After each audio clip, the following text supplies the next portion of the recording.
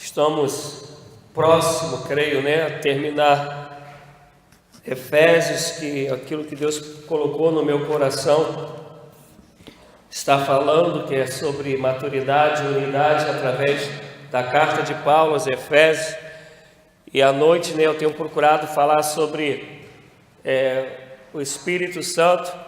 E é interessante que quando eu tenho oportunidade de estar participando aqui das aulas, nós temos visto que as coisas têm se encaixado, A gente vai vendo que o Espírito tem falado, assim eu creio, aos nossos corações numa mesma direção, numa mesma linha. Ontem aqui no nosso estudo, o pastor Robson e a pastora Joyce ministrando a palavra, ensinando para a gente, e ele falava algumas coisas sobre o Espírito Santo, principalmente a pastora Joyce, aquilo que eu tenho pregado aqui, quem está ligado um pouquinho, tem visto o que Deus tem feito. Inclusive eu quero aproveitar para avisar que domingo que vem à noite eu não vou estar pregando, eu estarei na igreja domingo que vem, mas quem vai estar pregando é o pastor Vagão, o pastor Wagner vai estar vindo para nos abençoar no domingo à noite. Eu já falei para ele que eu tenho buscado pregar sobre o Espírito, mas que ele fique bem à vontade, em relação a isso. Dito isso, Efésios 4, 17 até o 32. Portanto, digo isto e testifico no Senhor, para que não andeis mais como andam os outros gentios, na vaidade do seu pensamento, entenebrecidos no entendimento, separados da vida de Deus pela ignorância que há neles, pela dureza do seu coração. Tendo se tornado insensíveis, entregaram-se à dissolução para com avidez cometerem toda sorte de impureza. Mas vós não aprendeste assim a Cristo, se é que o ouvistes e nele fostes ensinado, conforme é a verdade de Jesus, que quanto ao trato passado, vos despojeis do velho homem, que se corrompe pelas concupiscências do engano, e vos renoveis no espírito do vosso entendimento, e vos revistais do novo homem, que segundo Deus é criado em verdadeira justiça e santidade. Pelo que deixai a mentira, e falai a verdade cada um com seu próximo, pois somos membros uns dos outros. Irai-vos e não pequeis, não se ponha o sol sobre a vossa ira, e não deis lugar ao diabo.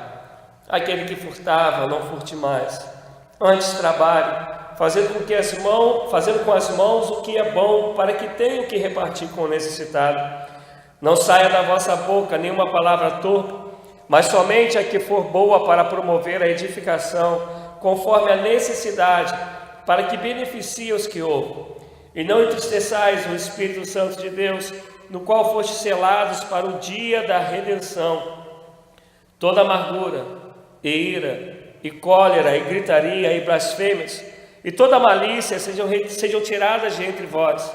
Antes, sede uns para com os outros benignos, compassivos, perdoando-vos uns aos outros, como também Deus vos perdoou em Cristo Jesus. Senhor, essa é a tua palavra lida, e o desejo do meu coração, juntamente com meus irmãos que aqui estão, é que tua palavra venha produzir em nós vida e vida em abundância. Venha produzir em nós arrependimentos dos pecados e a transformação da mente, para que, Senhor Deus, a nossa mente esteja ligada com o teu Espírito e assim venha fazer aquilo que lhe apraz. Faça assim conosco, fala conosco, ministra os nossos corações, repreenda o que não provém de ti e nos abençoe, em nome de Jesus Cristo. Amados, nós até então, até o capítulo 3, fazendo aí rapidinho uma recapitulação, nós estávamos falando de tudo aquilo que o Senhor fez por nós, tudo aquilo que Ele nos concedeu. Falamos do projeto de Deus para a salvação, o envio de Jesus Cristo para consumar essa salvação, e o Espírito que foi nos dado, nos selando, nos foi dado como penhor, para nos conduzir por esse caminho até aquele grande dia. E aí, nesse percorrer, aprendemos que ou nós estamos com Deus, ou nós estamos com o nosso adversário. Não tem meio termo. Aprendemos que ninguém, por mérito próprio, consegue a salvação. Mas isso é graça, né? É dom de Deus, não é pelas obras para que ninguém se glorie. E vemos Paulo muitas das vezes parando para orar, para que esse entendimento, para que essa compreensão nos fosse dada, para que nós compreendamos tudo que de fato Deus conquistou na cruz. E aí ele vai falar que já somos abençoados por toda sorte de bênçãos nas regiões celestiais. Então até o capítulo 3 ele vem falando que nós devemos crescer nesse entendimento. Nós temos que crescer nessa posição de sabermos quem nós somos em Deus, o que Deus fez por nós, aquilo que Ele já nos deu, aquilo que Ele já nos outorgou, tudo que temos como herança e como filhos e filhas de Deus. E quando chegamos no capítulo 4 em diante, ele não vai mais falar aquilo que nós já temos, aquilo que nós conquistamos. Ele começa agora a dizer aquilo que nós temos que ser, a maneira que nós temos que viver. E daí em diante a gente começou a falar, já alguns domingos atrás, e até o versículo 16, a gente estava falando mais diretamente, Paulo, né, vai falar sobre essa parte da unidade. Ele vai falar que não tem como a gente dizer que é de Cristo se a gente não anda unido, se a gente não vive em unidade. E eu lembro que eu comentei que unidade não quer dizer mais ou menos, até o irmão Leomar comentou isso, não quer dizer que a gente vai estar em acordo em tudo, mas naquilo que é da parte do Senhor, aquilo a gente tem que estar em acordo. E aquilo que para nós é divergência, isso é, né? Um gosta da loirinha, ou eu já gosto mais da pretinha, né? Aquilo que para a gente não é algo em comum, jamais pode ser aquilo que nos separe. Quer dizer, as nossas diferenças não podem produzir em nós indiferenças, não podem nos afastar uns dos outros. Até porque se todo mundo tivesse o mesmo gosto, seria chatão, né? Eu, assim, na minha ignorância, eu fico pensando, né, o pessoal oriental, o pessoal da China, né, o pessoal do Japão, quando a gente olha, parece que é tudo a mesma coisa, né? Mas lá na vida deles vão achar uma diferente da outra, uma mais bonitinha, outra não. Mas se tudo fosse igual, todos fôssemos iguais, seria chatão. E é isso, inclusive, quando vai falar de sermos membros do corpo, Paulo vai falar em 1 Coríntios 12, já pensou se todos fossem olho? Se todos fossem nariz? E eu não consigo ler essa passagem sem lembrar daquele desenho Toy Story, né? Não sei quantos conseguem, né? Que tem a parte que é só o nariz, anda o nariz, fala, né? É só o nariz, né? O outro acho que é só a orelha, se não me engano, tem o Senhor Batata, né? Tem essas coisas todas, mas na vida real não dá. Nós precisamos entender que cada um tem um chamado, cada um vai ter uma maneira de viver, mas as nossas diferenças têm que se convergir para completar o corpo de Cristo, qual Jesus Cristo é a cabeça, e é o que está escrito em Efésios 4, somos membros que temos uma só cabeça, que é Jesus Cristo, é Ele que ordena, é Ele que orienta, e Paulo nos chama a viver essa maturidade de compreendermos que só somos igreja do Senhor se formos unidos.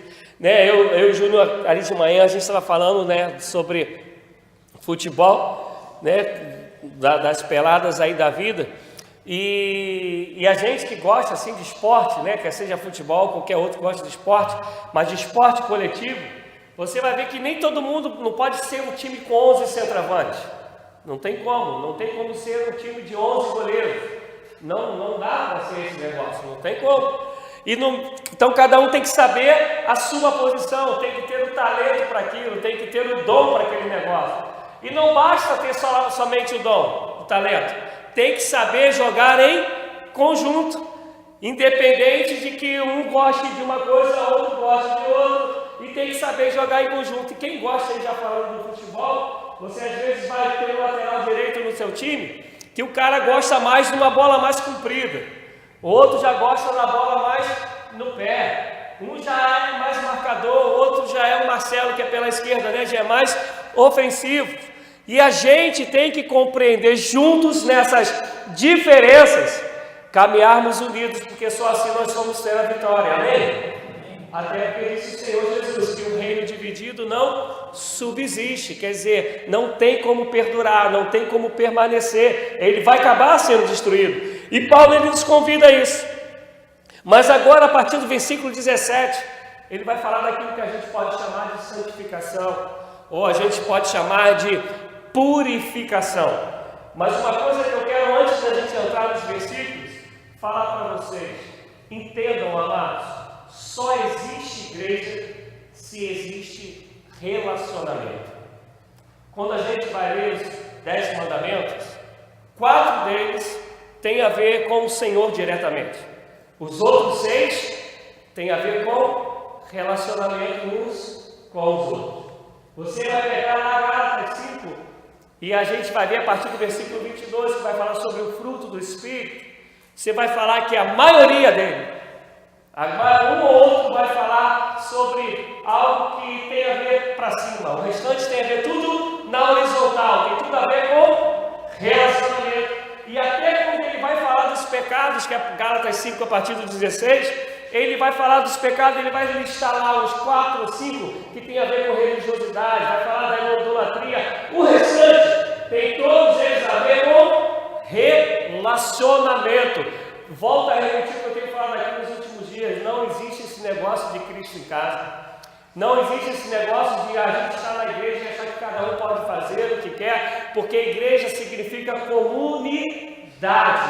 Comunidade vem da palavra comum. Então, uma unidade em comum. Chega a ser uma palavra redundante, né? Os professores que aí estiverem me ajudem, porque comunidade, temos que andar unidos no mesmo propósito. Por contrário, não é a comunidade da igreja do Senhor, não é a igreja do Senhor presente.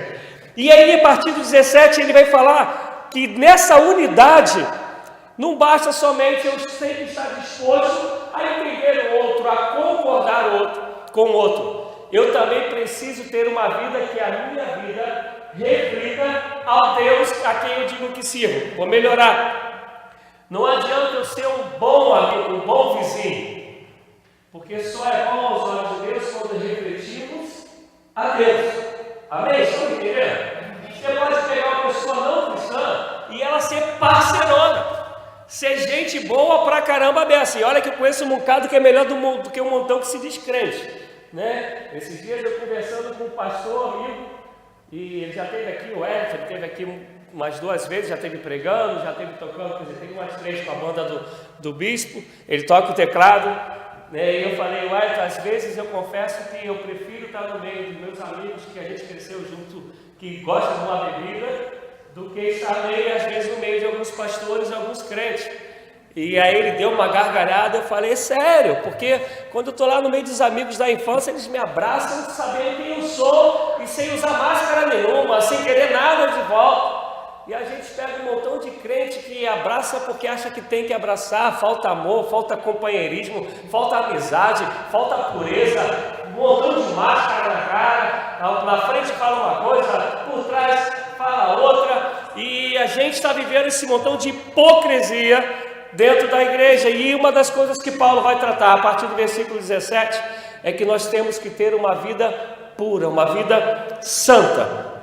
E aí eu não vou entrar nos detalhes, mas se a gente fosse dividir teologicamente, a gente poderia dizer que do versículo 17 ao 19, Paulo está falando sobre exortação, é onde ele vai exortar a igreja.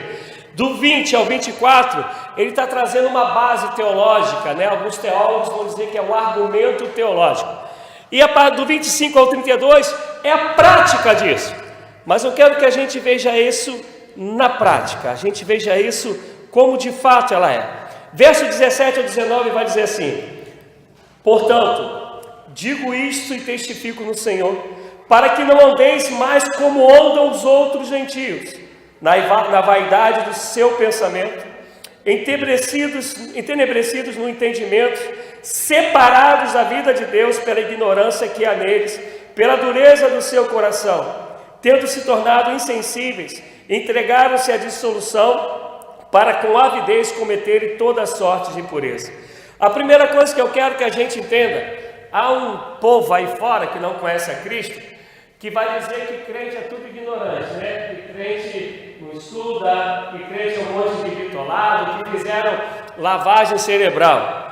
E esses ditos tão inteligentes, eles são tão loucos, aí eu vou dizer, eles são tão ignorantes, porque se eles fossem estudar um pouco da história dos grandes cientistas, eles vão ver que a maioria dos grandes cientistas históricos eram cristãos.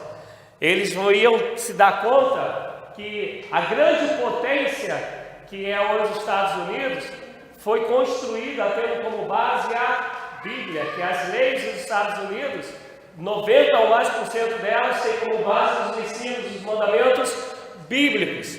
E se eles estudassem mais ainda, eles iam compreender que quase toda a população mundial, ela tem nela inserida os ensinamentos de Cristo. Haja vista que a Bíblia é o livro mais vendido e mais lido em toda a história humana. Mas aí eles vão dizer que a gente não é, né? A gente não é um povo que lê, não é um povo inteligente. Escuta o que eu vou falar para vocês, que é o que o Paulo está falando aqui. Paulo me fala duas coisas. Tudo começa na nossa razão.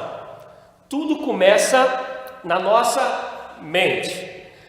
A gente, quando, é o que Paulo está dizendo, quando nós não tínhamos Cristo, nossa mente nos levava a fazer, a desejar tudo aquilo, ou quase tudo, que ia contra Deus, que nos fazia pecar. É só você reparar que, com raras exceções, a gente vai encontrar pessoas sem Deus que elas não têm medidas para poder pecar, elas não têm a consciência, a preocupação do que ela vai pecar. Desejou fazer, faz.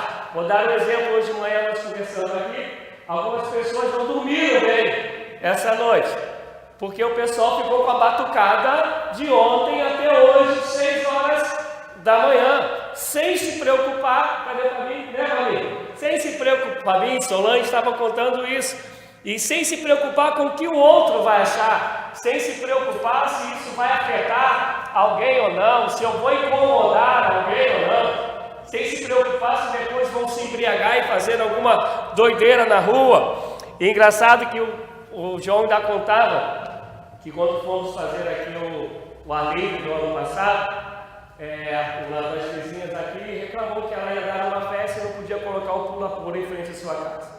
Então o João pegou e trouxe o pula-pula mais aqui para perto da igreja. Mas ontem nós saímos aqui do Congresso de Cura e Libertação, isso era 9 horas, 9 e pouco da noite, e aí o pessoal daqui de frente estava com um funkão altão pra caramba dessa, e estava assim, ó, de 3 pessoas, 4 pessoas, mais ou menos assim, 3, 4 pessoas ali que estavam, e o som ainda virado para casa da pessoa que reclamou.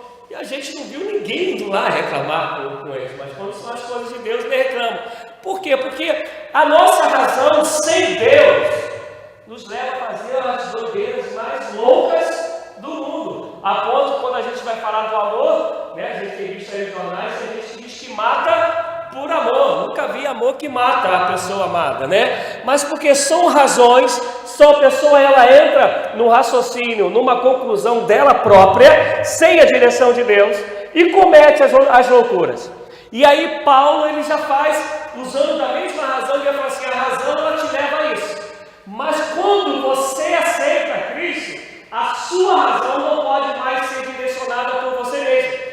A sua razão, o seu pensar, ele tem que ser agora direcionado pelo Espírito Santo de Deus. Ele não aniquila a razão, até porque a fé vem pelo ouvir e ouvir a palavra de Deus. Quem nos convence é o Espírito Santo. Mas para ele te convencer, você tem que entender, sim ou não? Não dá para você convencer alguém que não entendeu. Senão não houve convencimento. E para entender somente tem que falar assim, caramba, 2 e 2 dá 4, não é isso? É, gente? Não, 2 e 2 dá 22. 2 mais 2 dá 4. Olha só, razoavelmente. 2 mais 2 dá 4, dá 4. 2 e 2 dá 22. Mas a nossa mente nos faz compreender isso. Somos convencidos disso. Então Paulo fala, tal como o pecado ele começa na nossa mente, também o Espírito de Deus ele trabalha na nossa mente para nos fazer compreender que Deus é, quem Deus é, e sendo compreendido, convencido disso, nós passamos a ter uma mudança de vida, a uma mudança de mente, porque olha o que ele fala assim, antes, nós andávamos, e aqueles que não têm Cristo ainda andam, eles andam na vaidade do seu vaidade do seu pensamento. Na verdade, a A tradução melhor para o nosso português, porque a gente vai lembrar, né, que essas traduções elas eram uma linguagem, vamos botar assim, mais formal, né, mais polida. Se fosse nos nossos dias, a tradução melhor seria na futilidade dos seus pensamentos. Futilidade, e aí a gente usa vaidade, porque se a gente pegar Salomão falando sobre vaidade, Salomão vai falar assim: vaidade é tudo aquilo que a gente, é como fosse correr atrás do vento, é tudo aquilo que a gente quer ter e não tem significado de fato verdadeiro, de fato para a vida, não tem significado algum, que nos leva a nenhum tipo de crescimento, de edificação. Salomão chama isso de vaidade, e a gente poderia usar como futilidade. Vamos pegar um exemplo, eu já falei isso aqui uma vez. A maioria das nossas angústias hoje, principalmente no país capitalista, não é pelo aquilo que é essencial, quase sempre é pelo aquilo que é fútil. A gente raramente entra em crises, não estou falando da parte emocional, tá? Nessa parte de filho que não está no evangelho, de alguém que está preso, não. Mas a gente, quando entra nas nossas angústias do dia a dia, é porque a gente queria ter uma casa melhor, a gente queria ter um carro melhor, a gente queria se vestir melhor, a gente queria algo melhor, tudo na parte do ter, que não é errado ter. Errado é isso nos causar dores quando nós não temos. E tudo isso a gente sabe que um dia vai ficar por aí. A gente vê hoje essa briga aí tremenda pelo corpo perfeito, né? Gente, nada contra. Quem pode, sempre seja uma doença, vai lá, eu gosto de me cuidar, eu gosto de fazer um exercíciozinho, já estou apavorado que eu vou fazer 3 meses que por causa desse joelho eu não posso fazer nada, isso já está me deixando angustiado. Mas a gente vê aí pessoas morrendo, já pessoas bonitas, né? Quem viu a história de uma bancária aí, né, com o tal do Dr. Bumbum, né? Você olha a foto da mulher bonita, mas foi querer inventar nas coisas e morre, né? E morreu. O que eu estou querendo dizer é o seguinte: a maioria das nossas angústias, dores que nós sentimos são pelas coisas que são fúteis. Vou melhorar isso. Você já reparou que a maioria das crises nas igrejas são porque as coisas não acontecem como nós queremos? Vou dar um exemplo. Não sei quantos somos aqui, mas eu tenho certeza que se eu for pegar aqui, passar uma folha e perguntar assim: como você acharia que teria que ser a igreja hoje? Qual a pregação que você gostaria que o pastor estivesse pregando hoje? Raramente a gente ia concordar. Poderia ter um outro, mas não seria a maioria, porque normalmente as nossas crises são pelaquilo que nós almejamos e não pelaquilo que Deus quer para nós. Conseguiram entender? É isso que Paulo vai dizer que são futilidades. É por isso que Paulo ele vai pegar e vai dizer assim: ó, eu considero tudo que eu sei, tudo que eu aprendi como esterco, quer dizer, como cocô, como fezes, para que a glória de Deus se manifeste na minha vida. Ele está dizendo que tudo que ele aprendeu é ruim? Não, ele está dizendo que tudo que ele aprendeu, tudo que ele sabe diante do querer de Deus, ele considera tudo aquilo como nada, porque ele sabe que de fato o que vale a pena é o que Deus deseja, é o que Deus quer, é o propósito de Deus. E aí ele vai dizer assim: na vaidade do seu pensamento. Está falando de onde? Pensamento, do nosso raciocínio, entenebrecidos no entendimento. Entenebrecidos, vamos lá, da onde vem essa palavra? Entenebrecidos, de trevas. Ele está falando que a gente está vivendo nas trevas, na escuridão do nosso pensamento. O que Paulo está falando? Quem é a luz? É Cristo. E agora nós somos a luz do mundo, porque Cristo habita em nós. Mas falando da mente, falando dessa transformação de mente, e a gente vai lembrar lá em Romanos 12: não vos conformeis com esse mundo, mas transformai-vos, renovai-vos, faz a diferença através da renovação da vossa mente, para que experimenteis qual seja a boa, agradável e perfeita vontade de Deus. Ele está falando da mente. O que Paulo está falando? Que a gente, sem Cristo dominar a nossa mente, a gente caminha como se estivesse caminhando em trevas. É o que a Bíblia também vai dizer, que é um cego guiando outro cego. Os dois vão cair no abismo. E eu sempre, quando eu estou falando dessas coisas, eu lembro de algumas loucuras da passagem bíblica, né? De passagem bíblica. Eu vou dar um exemplo. Quando Salomão, né, que é aí o grande sábio da Bíblia, chegam duas mães que o filho de uma delas tinha morrido. E ela ia entrar uma briga, o filho é meu, filho é meu, filho é meu, filho é meu. E aí Salomão fala assim, não, pode deixar então, vou resolver esse negócio. Pega uma espada, corta a criança no meio. E aí, rapidinho, a mãe grita, não, então dá para ela, dá para outra, porque a mãe não quer ver seu filho morrer. Então ele vai e descobre quem é a mãe de fato da criança.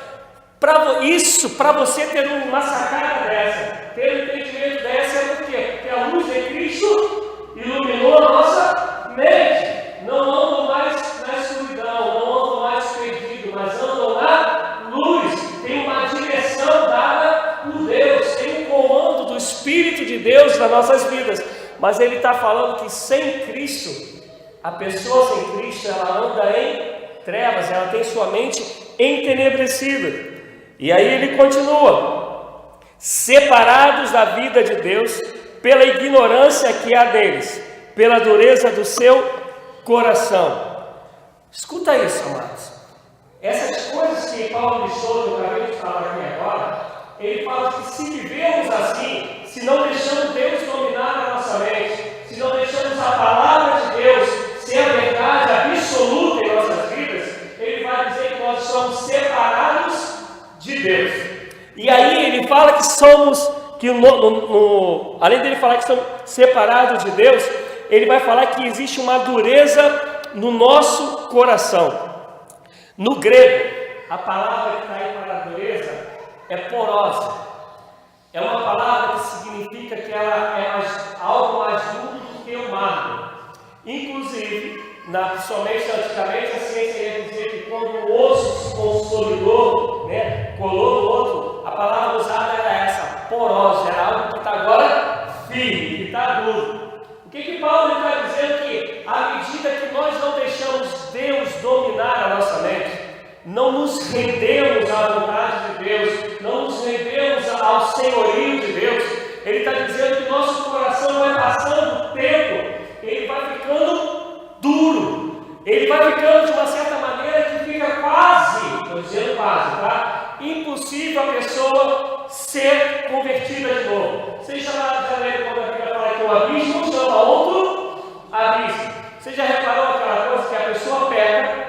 Vou dar dois exemplos. A pessoa peca e ela rapidamente tem toque do Espírito Santo na vida dela, você pecou.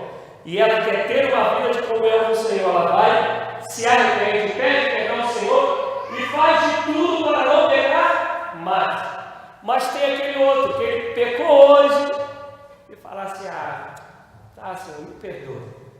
Mas amanhã ele vem cometer o pecado de novo, e esse pecado ele vai passando a ser amigo dele. Vai chegar uma hora, isso é só você pegar um afastado aí fora. Como é difícil você conseguir de novo trazer essa pessoa para Cristo, porque o coração dela vai se endurecendo. Dentro de nós, nosso meio, quantos de nós vivemos coisas erradas dentro da igreja e dizemos assim, isso é assim mesmo, tem que ser assim mesmo. Pessoas que já endureceram o coração, que não compreendem que não é assim mesmo. Isso tem que ser transformado, isso tem que ser libertado pelo poder que é o nome de Jesus Cristo. Mas a gente vai achando tão normal, vai se entendendo tanto a isso, vai ficando com a mente tão endurecida, que Paulo chega a dizer que isso é como porose, é algo muito duro. E aí outra coisa que ele vai dizer, leia comigo de 19, tendo se tornado insensíveis. Essa palavra no grego, insensíveis, é aselgeia.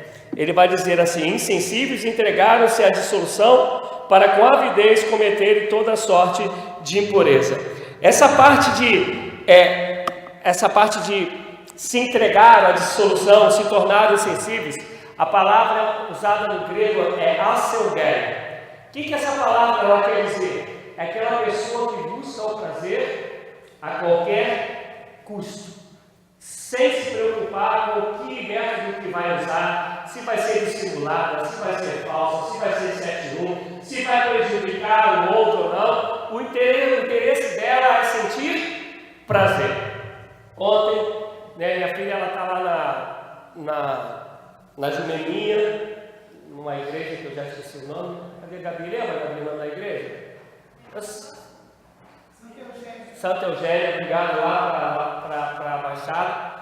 E aí eu já acordei com algumas perguntas dela sobre os assuntos que estava tendo lá, sobre qual da Bíblia ela vai falar desse perigo do emocionalismo, da gente ser movido pelo emocional, sem de fato ser o agir do Espírito Santo, o poder do Espírito Santo nas nossas vidas. E aí eu sentei, fui lá escrever um texto para ela, foi até no momento que o João me ligou, eu estava lá escrevendo para ela. E aí, enquanto que eu escrevia para ela, eu quero fazer você pensar comigo. As igrejas que hoje mais gente, elas trabalham, de fato, por favor, quero que você me responda, eu sei que é uma pregação, mas pense, responda à luz da Bíblia. Ela trabalha com o emocional ou ela trabalha de fato com a Bíblia e com o poder do Espírito Santo? A maioria que a gente trabalha com o emocional.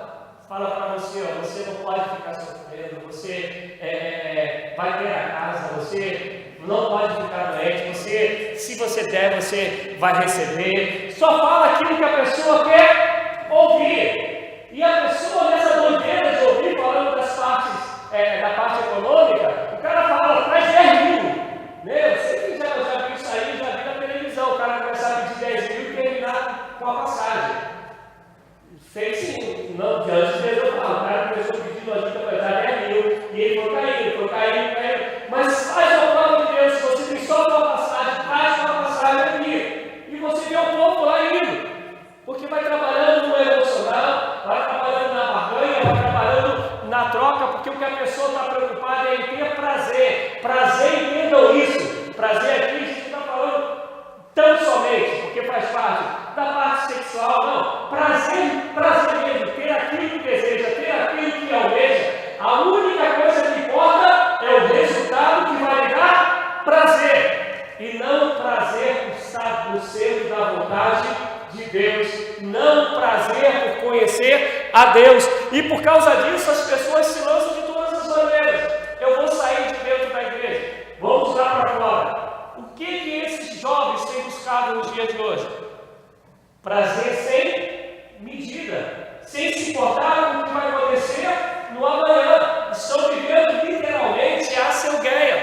A gente vai lembrar aqui, há um tempo atrás, principalmente vocês que moram aqui, que teve um baile, um negócio aqui, né, do nosso vizinho aqui do Robson, gente boa pra caramba dessa, né, ele alugou aí pro pessoal, e a gente tinha um culto, alguma coisa aqui na igreja, e na hora de ir embora, a gente, foi até um dia que teve um acidente com a velhinha, né, com a Adélia, com o Jorge, na hora de ir embora, o pessoal estava contando que tinham jovens, adolescentes caídos aí no meio da rua, tudo doidão, assim, nem entendeu onde eles estavam, tiveram que chamar o bombeiro para alguns, porque estavam largados aí, chapados, não sei de quê, mas estavam por quê? É uma busca do prazer pelo prazer, uma busca do prazer sem saber as consequências daquilo, sem se importar com o outro, sem se importar com o que pode acarretar a si mesmo.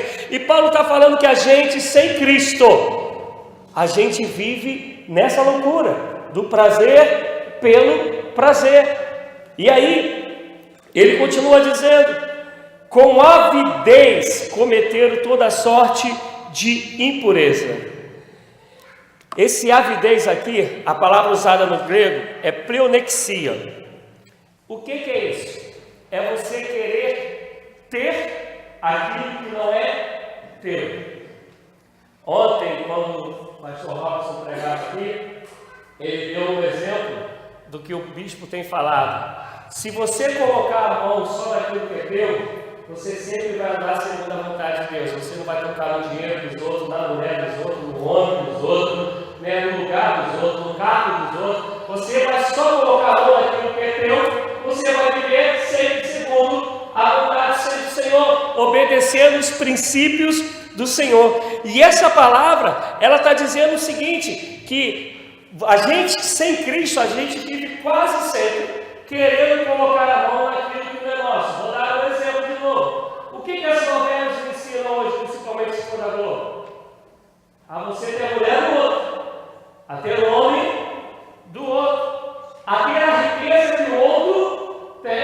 a ter o status que o outro tem. Entenda uma coisa é eu ver a vida de alguém e essa vida ser um estímulo para que eu também queira crescer. Outra coisa é eu ver a vida de alguém e querer estar nas mesmas condições que ela, só porque eu corriço aquilo para poder me dar prazer, ou mesmo pelo prazer de tirar aquilo que é do outro. Vou dar um exemplo de novo. Quem gosta de esporte, Olimpíadas. O cara se prepara 4 anos, às vezes na vida toda para uma Olimpíada. Vou dar 200 metros. Na hora dos 200 metros, começa, não lembro direito, se eu estiver errado, me corrija, começa com 22. E vai indo, até ficar em 6, 5 ou 6. Todo mundo que entrou ali, entrou para o primeiro lugar, não é isso? Não é? Todo mundo se preparou para o primeiro lugar. Todos vão chegar em primeiro lugar? Não, só uma pessoa vai chegar em primeiro lugar. Mas todo mundo se preparou para aquilo, mas respeitam quem chegou em primeiro lugar. Aí a gente, recentemente, a gente tinha o cara da flecha, né? O Bolt. Todo mundo que ia correr já sabia que não era mais o primeiro lugar. Ele sabia que estava correndo para chegar no segundo lugar. E já sabia que, salvo um aborto da natureza, o primeiro lugar já tinha dono. Ele estava escrito sem Bolt. Mas brigavam, tinham essa consciência que ainda que fosse tentar, né? Sabe aí no milagre que acontece. O primeiro, mas sabiam que na verdade eles queriam o segundo, isso é, desejamos aquilo.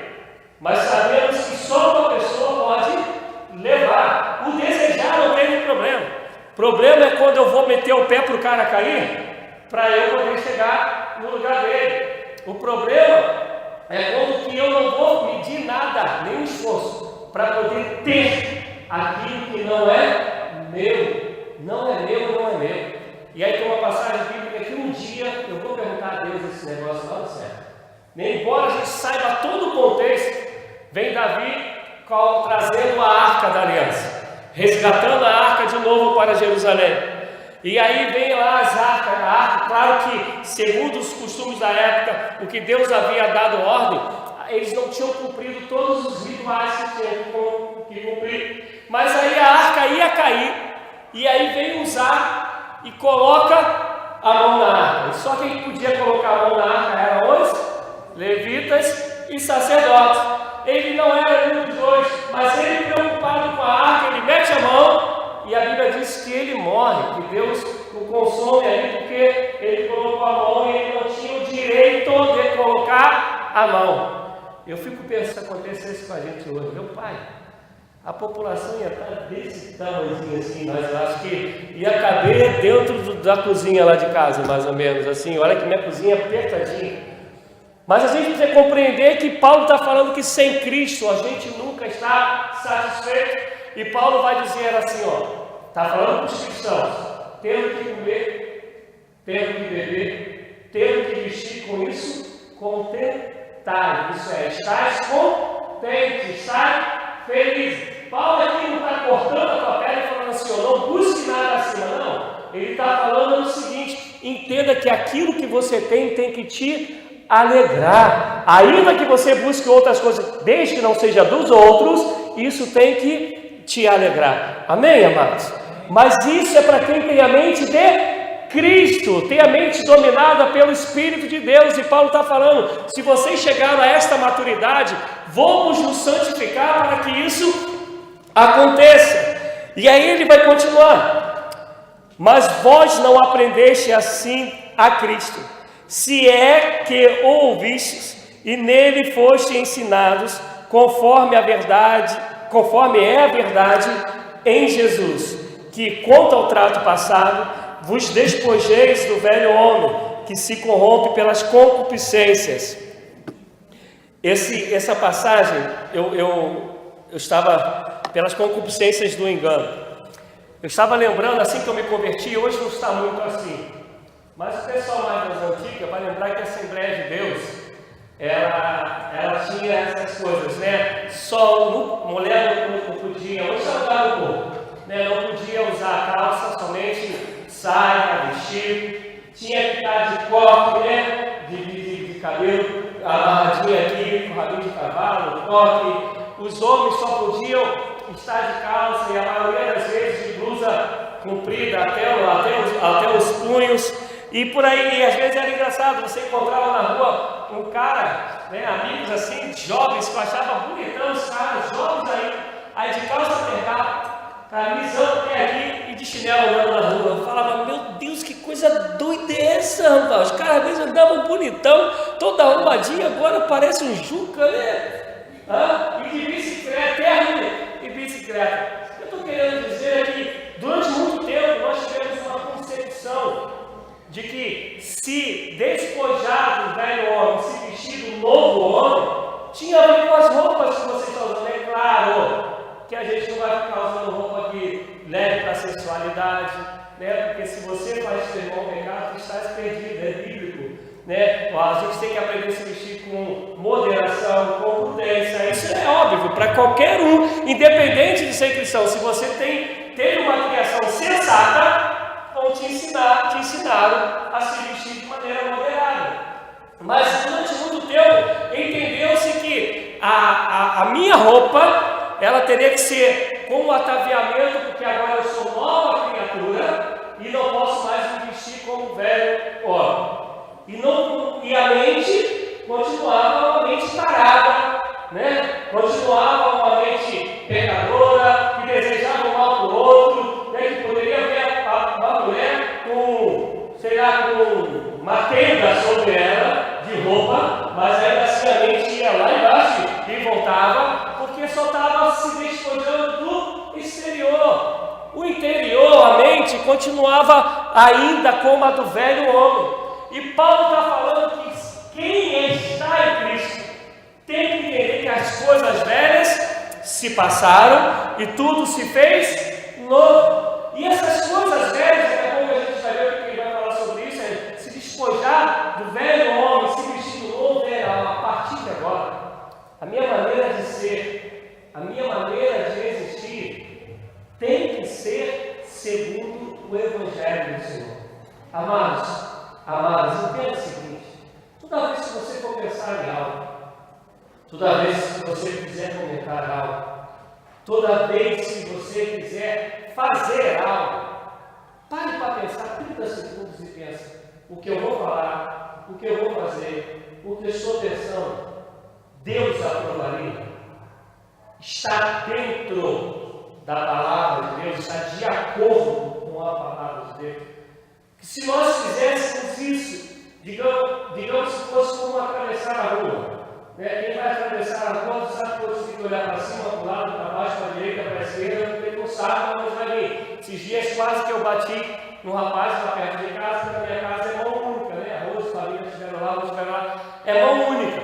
Então, estou entrando e veio um cara de bicicleta no meio da rua. Ele via. Aí ele pode falar assim: poxa, a bicicleta não tem problema na contramão. Não tem? Quase que o cara ou eu passava por cima dele ou ele passava por cima de mim, né? Mas graças a Deus ele era malandro, eu freiei ele, jogou pro ladinho e foi embora, como se nada tivesse acontecido. Então, quando a gente vai atravessar a rua, a gente hoje está sempre atento, não é assim, amados? Hoje o trânsito está uma doideira só, a gente está sempre atento. Imagine que sua vida fosse um trânsito do Rio de Janeiro.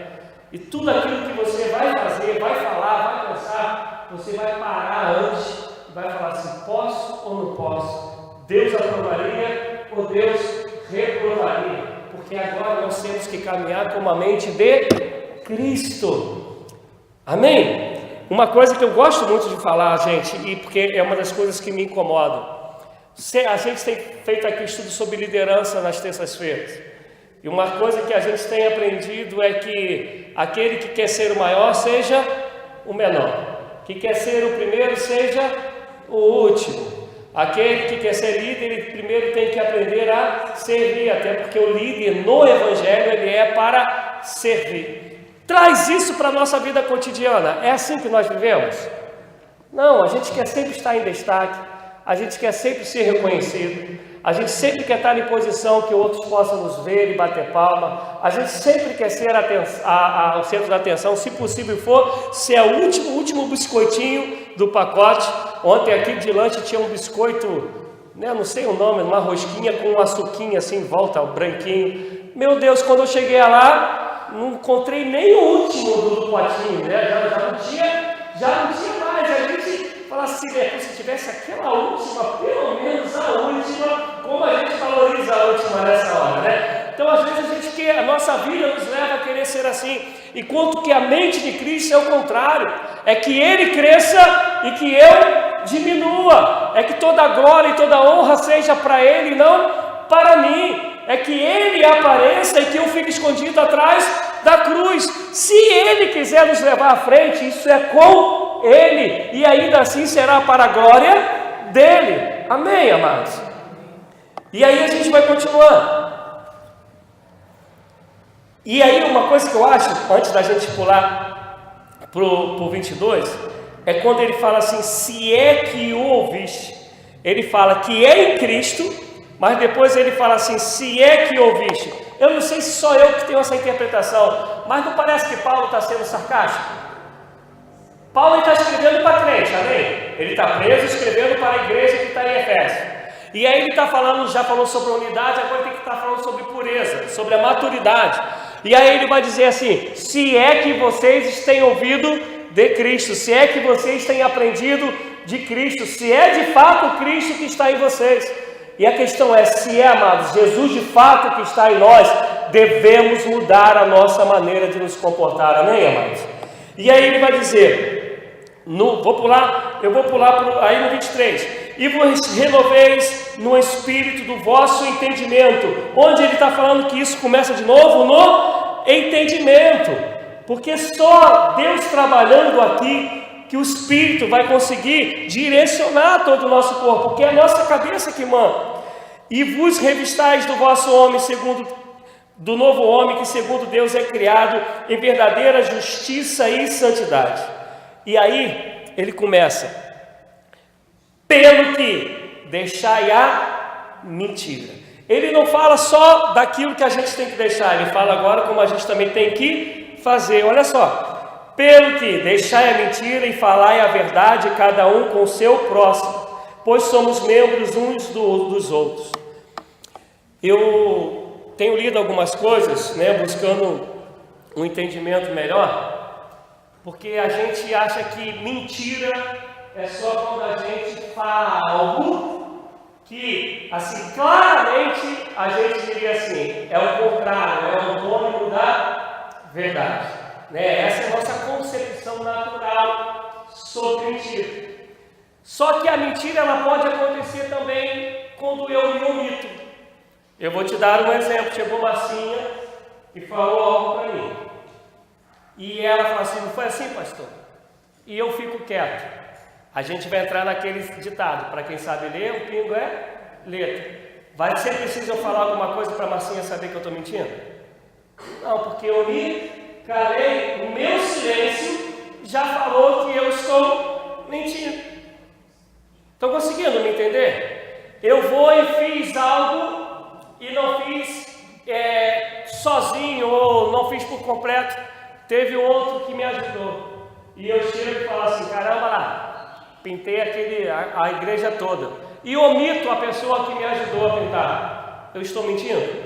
Estou, porque eu não estou trazendo junto comigo aquele que também estava naquele trabalho, naquela tarefa. Eu, na verdade, não falei que o outro não estava, mas eu fiz entender que eu fiz sozinho. Então eu estou mentindo. E aí, aqui na frente, a gente vai ver que isso aí vai entrar também pelo campo da dissimulação. Mas uma coisa que eu acho lindo, assim, é feio, mas é lindo no sentido do peso que tem a mentira. Primeiro que a Bíblia vai dizer, Jesus falou, o diabo é o pai da mentira. Então, quem mente é filho do diabo. E não tenta dar jeitinho não. O grande problema é que a gente hoje não é mais consumido como foram Ananias e Safira. Ananias e Safira não tinham obrigação nenhuma de vender o terreno que eles tinham, mas eles foram lá vender, porque todo mundo estava fazendo isso para ir dando aos apóstolos, colocando, depositando nos pés dos discípulos. E aí eu abro um parênteses, né? Se a gente for pegar mesmo na Bíblia, o dízimo não é para você dar a outros. Não estou falando porque eu sou pastor, não, estou falando porque é bíblico. A Bíblia fala que os dízimos, que o dinheiro era depositado os 2 apóstolos, e eles administravam como isso ia servir na igreja do Senhor. Então o povo estava vendendo terreno e dando lá. Aí chega na linha desafia e vão dizer assim: ó, vendemos por 100 prata. E eles tinham vendido por 500. Só um exemplo, tá? Não sei o valor que a Bíblia não fala. E aí Pedro fala: olha só, vocês não mentiram a mim, mas mentiram ao Espírito. E eles foram para os 2, para resumir a história dele, os 2 correram. O grande problema é que hoje não acontece mais isso, por isso que a gente acha que mentira não tem nada a ver. Mas quando o pecado ele entra no mundo, lá no Jardim do Éden, ainda que ali estivesse imbuído, né, outras coisas, mas o que fica mais marcado qual é o pecado? A mentira. Porque a serpente fala assim: não foi isso que Deus disse. Aí ela muda a história para poder convencer Adão e Eva. Ela muda o contexto lá, que se vocês comerem, vocês vão ter a mente igual a de Deus. É o que ela conta, ela já mudou a história, ela mentiu. Aí o pecado acontece. Vem Deus e fala com Adão. Adão fala: não, a culpa não é minha, a culpa é da mulher que o Senhor me deu. Aí Adão é culpa de Deus, quer dizer que se alguém errou foi o Senhor, porque o Senhor que me deu essa mulher. Eu estava bem pra caramba aqui sozinho, né? O Senhor que me deu a mulher. E a mulher fala: não, mas a culpa também não é minha, a culpa é da serpente. E vem essa relação de mentira entrando no pecado, porque o pai da mentira é o diabo. Ele, quem nos faz pecar é o diabo. E aí a gente falou sobre unidade, e a gente está falando aqui sobre a maturidade. Qual é a maneira mais fácil da gente acabar com qualquer relacionamento, com qualquer unidade? Qual é? A mentira. Então ali, Verônica e Cléber. Verônica dá uma de 171 mês de Cléber. Cléber vai à escola. Salvo. O agir poderoso de Deus para quebrantar o coração e liberar o perdão. Qual vai ser a facilidade dele confiar nela de novo? Quase zero. E falando sem a mente de Cristo, vai ser sempre, se continuar, vai ser com o pé na frente, 15 atrás. Porque a mentira, ela derruba a confiança. Derrubou a confiança, ela derrubou o relacionamento. Derrubou o relacionamento, ela derrubou a unidade. E o vínculo da paz que nos une é Cristo, nos chamando para uma unidade, que é o que a gente falou. Devemos viver em unidade. E aí ele está falando assim: olha só, não mintais uns aos outros, antes falai a verdade, até porque o nosso Senhor é o caminho, a verdade e a vida. O que nos liberta não é mentira, conhecereis a verdade e ela vos libertará. E não tem como sermos do Senhor e vivermos na mentira. Não tem como dizermos que somos em Cristo, que minha mente é de Cristo e eu sou um homem mentiroso, eu sou uma mulher mentirosa. Não tem. Jovens, principalmente, adolescentes, entendam isso. A mentira te leva para o inferno. Você se torna filho e filha do diabo se caminhar em uma vida de mentira. E isso é forte que começa em Éden. Quando a igreja se inaugura, morre um casal por causa da mentira. E está Paulo dizendo: não mintais uns aos outros, antes falai a verdade, porque quem liberta é a verdade. Às vezes dói, mas pode deixar que Deus cura, que Deus trata e nos faz crescer e sermos melhores. Amém, amados? Então ele fala aqui só: não minta mais, mas ele não para aí. Ele fala: deixa a mentira e fale a verdade, porque somos membros uns dos outros. Irai-vos e não pequeis, não se ponha o sol sobre a vossa ira. Eu vou falar rapidinho disso aqui. A Bíblia fala que a gente pode irar, não é isso que está falando? Ire, mas não peque. Não parece uma contradição? Né? Eu sei porque, João, quando eu leio isso aqui, eu lembro do aeroporto. Ira, mas não peque. Irais, mas não pequeis. Escuta, a ira, ela pode ser saudável e ela pode ser pecaminosa. Vou dar um exemplo. Nós devemos nos irar contra o pecado. Devemos nos irar contra a injustiça. Tem como você ficar feliz e não se irar com Adolfo Hitler? Tem como você não se irar com o tal do Sérgio Cabral? Não dá. Mas ele está falando, irais e não pequeis. Então como que eu faço isso? Eu tenho que compreender quando essa ira, ela está me levando a buscar a justiça de Deus. Isso é, ir contra o pecado, ir contra as injustiças. Mas também tenho que saber, tenho que ter o simancol, o discernimento, a sabedoria, para que isso não se torne uma revolta dentro de mim e me faça ter sentimentos de cometer atos que são fora do amor, que vão contra Deus. Vou dar um exemplo. Jesus chega, dá o pessoal lá no templo, vendendo tudão, fazendo lá uma feira livre dentro do templo. Jesus pega lá, joga para o alto, faz uma machadinha, bica tudo, né? E fala, vocês estão fazendo desse lugar uma bagunça tremenda, e aqui é para ser casa de oração. Ele irou, mas ele pecou? Não. Até porque uma coisa que é difícil para a gente entender, nada que Jesus faz é sem amor. Ele estava ali preservando para que o pessoal entendesse qual é o motivo da casa do Senhor, para que o pessoal tivesse um simancol. Até porque, quem conhece um pouco da história, onde Jesus estava, os fariseus, os caras estavam tudo de olho, para que se ele desse o mole, ele fosse preso. Se ninguém o prendeu, é por quê? Porque ele não fez nada fora da lei, mas ele demonstrou a sua ira em relação ao que estavam fazendo da casa do Senhor. Então, quer dizer, irá, não há problema. O problema é se tu deixa esse negócio crescer dentro de você. Por isso que ele fala assim, não deixe se pôr o sol sobre a nossa ira. Você vai dormir com aquele negócio dentro de você, quando você acorda que está desse tamanho, uma bola de neve, e já deixou de ser ira, e você entrou pelo caminho da raiva, do ódio, do rancor. Então, cuidado por esse caminho. Amém, amados? E aí ele continua. E não deis, e aí o que ele fala, né? É o complemento, na verdade, do 27 e 26. Não deis lugar ao diabo, né? Não deixe com que essa ira seja um instrumento do diabo na tua vida. Aquele que furtava, não furte mais. Antes, trabalhe fazendo com as mãos o que é bom, para que tenham que repartir com o necessitado. Isso aí a gente não precisa falar, né? Está bem claro o versículo, né? Eu furtava.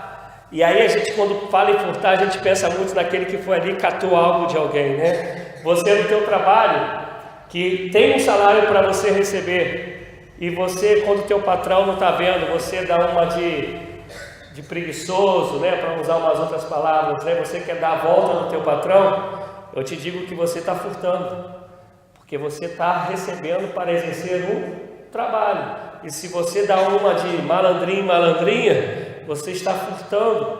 E a Bíblia está falando que aquele que furtava, não furte mais. E ele fala que não é só deixar de furtar. Olha só o que é conversão, o que é uma mente nova. Eu deixo de fazer o errado, passo a fazer o que é certo. Eu agora vou trabalhar e não vou mais pegar nada de ninguém. Mas além de eu fazer o que é certo, eu vou além. Meu coração ele é movido por amor e por compaixão. Então agora eu vou ajudar aquele que tem necessidade. Até porque além de eu ajudá-lo a socorrê-lo, eu vou impedir que ele faça o que eu fazia antes, que era furtar, porque ele tinha falta. E aí ele continua, estamos acabando, amados. Não saia da vossa boca nenhuma palavra torpe. Mas eu vou tentar unir alguns versículos aqui para a gente ganhar tempo.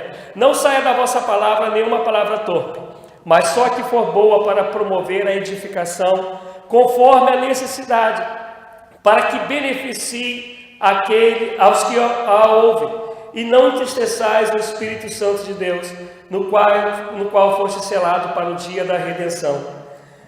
A gente, quando vai pegar no grego, na verdade, essa palavra torpe está dizendo diretamente sobre palavras escusas, né? sobre esdrúxulas, sobre palavrão, palavras de baixo calão. Ele está falando, essas coisas não saiam da nossa boca. Só que na verdade é muito além disso, porque ele, quando ele completa, ele fala assim, só diga palavras que edifiquem, que promovam edificação aos que ouvem. Então, quer dizer, se o que eu vou falar não vai edificar, então é melhor eu me calar, porque Provérbios vai dizer que até o tolo, quando ele se cala, ele passa como sábio. Então, a gente tem que prestar muita atenção naquilo que a gente vai dizer. Para que eu vou dizer? Por que eu vou dizer? Porque é em nós uma tendência, uma inclinação de termos sempre a necessidade de falar algo. E eu me lembro quem foi o escritor, quem disse, não lembro agora, que disse que os sábios, eles falam porque tem algo a dizer. E os tolos, eles falam porque eles querem dizer algo. Né? Assim, não vai edificar, o negócio é o desejo somente de falar. Tem o que falar, não sabe falar. O que eu vou falar agora vai aumentar, vai crescer, vai ajudar a vida de alguém. E esse negócio de palavra é muito sério. Uma das coisas que é como a mentira que arrebenta qualquer relacionamento é a fofoca. Ontem uma pessoa tinha acabado aqui, quis conversar algumas coisas comigo, e a gente conversou aqui um tempo, a gente desceu conversando, e eu dava um exemplo que eu li no livro, eu acho que vocês aqui já devem ter escutado isso, de que um aluno, né, um discípulo de um determinado mestre havia falado algo que era uma fofoca. E depois, quando ele viu o dano que ele tinha cometido, ele chegou para o seu mestre e falou: poxa, eu estou arrependido, eu fiz isso, isso, isso. E aí o mestre falou assim: muito bem, graças a Deus que você se arrependeu, mas eu quero te pedir uma coisa, para você fazer uma coisa. Aí ele falou: não, pode pedir, mestre. Então o mestre pegou um travesseiro de pena e deu para ele e falou assim: hoje à noite você sobe no telhado, abre esse travesseiro e sacode a pena no alto. E amanhã você volta aqui para a gente conversar. E aí, à noite, o aluno o discípulo fez isso. E quando foi pela manhã, ele voltou para conversar com o mestre e falou: mestre, eu fiz o que o senhor havia me dito. E o mestre falou para ele: muito bem, agora você vai voltar e vai recolher todas as pedras que você lançou. E aí ele falou assim: mas mestre, como eu fazer isso? Eu vou conseguir até outro eu posso consertar, mas vai ter algumas que eu não vou conseguir mais resgatar. Verde já levou, o lixeiro já recolheu. Aí esse é o problema com aquilo que a gente diz. Há coisas que a gente consegue até consertar, mas há coisas que já eram, que o vento levou. Por isso a gente tem que ter muita preocupação no que a gente vai dizer. Igual aquelas pessoas que dizem assim, já viu que os irmãos, aquelas pessoas que falam assim: não, olha só, eu sou gente muito boa, eu procuro ser melhor, mas às vezes eu sempre venho aqui, eu falo o que eu tenho que falar, poxa, mas depois eu me arrependo, eu fico em paz com a pessoa, eu fico na boa, não levo nada para o meu coração. A questão é, a pessoa que fala isso, ela fica na boa, mas é a pessoa que ouviu. Uma coisa é falar que eu sou bonzinho porque eu não guardei nada no coração. Mas o que a pessoa que ouviu o que você disse? Como está o coração dela? Como está a mente dela? Como está agora a paz ou a falta de paz em seu coração? Porque aqui Paulo está falando que não tem a ver tanto comigo. Porque se eu estou em Cristo, eu estou preocupado com o outro. A minha preocupação, o que é que eu vou falar com o outro? O que é que eu vou fazer com o outro? E às vezes você pode reparar, o que é bom demora a propagar. O que é ruim envia na força do terremoto. O negócio sai e você pode pegar uma pessoa, e eu sei que vocês vão concordar comigo. Você pode pegar o Leomar, ele acertou 15 anos contigo. Um dia o Leomar deu um mole, mais um mole brabo. O que acontece com a gente? Esquece os 15 dias, 15 anos daquilo bom que o Leomar fez. E vai guardar só aquele erro daquilo ali que a gente vai criar tudo qualquer adjetivo para a vida de Leomar, porque o que foi ruim, ele brota rápido, ele vem com outdoor, ele vem com fogos de artifício, e a gente esquece tudo que foi bom que o Leomar fez. Precisamos vigiar com aquilo que a gente fala, temos que entender, edifica, vamos apurar antes, vamos ver o que é verdadeiro, vamos ver se vale a pena, porque às vezes é até verdade, mas não vale a pena dizer, não edifica, não vai promover vida para ninguém, então para que eu vou dizer? Eu aqui na igreja eu tenho passado algumas experiências e há pouco tempo, né, contei isso aqui no estudo, de eu pedir algo a alguém e alguém falar assim: tem certeza? Como que diz assim: poxa, agora sou eu, só li e não respondi nada. O Armando há pouco tempo, né? Falei, irmão, vai para o estudo. Aí na terça-feira da semana, não essa última terça-feira, a outra, ele não veio. E ele escreveu para mim, justificando por que ele não veio. E eu fui, só li, não respondi. Aí quando ele me encontrou na quarta-feira, só olhou lá, né? Aí, não me respondeu nada, né, pastor? Falei, não, pô, tá aborrecido, como eu vou te responder? Aí ele olhou para mim, eu vi, aí ele olhou para mim, eu vi que o senhor ficou aborrecido. Eu falei, vou responder, não vou responder. Não vai edificar, não vai crescer, então melhor calar. No outro dia a gente estava ali em paz, conversamos e acabou. Mas certo, às vezes não tem essa tendência, não, eu vou responder também. Ele não está pensando no outro, não está preocupado com o outro e não entendeu que se tu tens a mente de Cristo, a tua boca é para abençoar, a tua boca é para edificar. Não dá brecha para Satanás, não seja instrumento do capeta em nome de Jesus. Amém, irmãos? E terminando, ele chega a dizer, não entristeçais o Espírito Santo. Está falando que se tua boca vacila, tu está entristecendo o Espírito. E aí ele usa uma palavra que ele usou lá no começo, no capítulo 1, no qual tu fostes selados. Lembra do selo que identifica que nós somos de Deus? Eu falei isso lá no capítulo 1. O selo, um dos significados é dizer assim, ó, como o rei fazia antigamente, né? Pegava um anelzinho lá, o selo dele, e tum, selava para dizer, é propriedade nossa. Esses dias eu estava na Taquara, e irmão Nuno depois vai me ajudar, eu acho que a gente não tem isso aqui. Os bancos, as cadeiras, elas têm todos os selinhos lá, que pertence à igreja metodista da Taquara. Então quer dizer, o selo ele faz isso, ele está falando assim, se você vacila com a tua boca, tu está entristecendo o Espírito, no qual tu foste selado para o dia da redenção. E aí ele vai falar, toda amargura, aí eu vou pular, tá? Ira, isso quer dizer uma hostilidade constante. Ira aqui nesse sentido, essa pessoa que todo o tempo ela é hostil. Cólera é uma fúria apaixonada, é aquela pessoa que tem prazer em estar em ser bronca, tem prazer em estar com raiva, tem prazer em estar aborrecida, ela cultiva esse negócio dentro dela.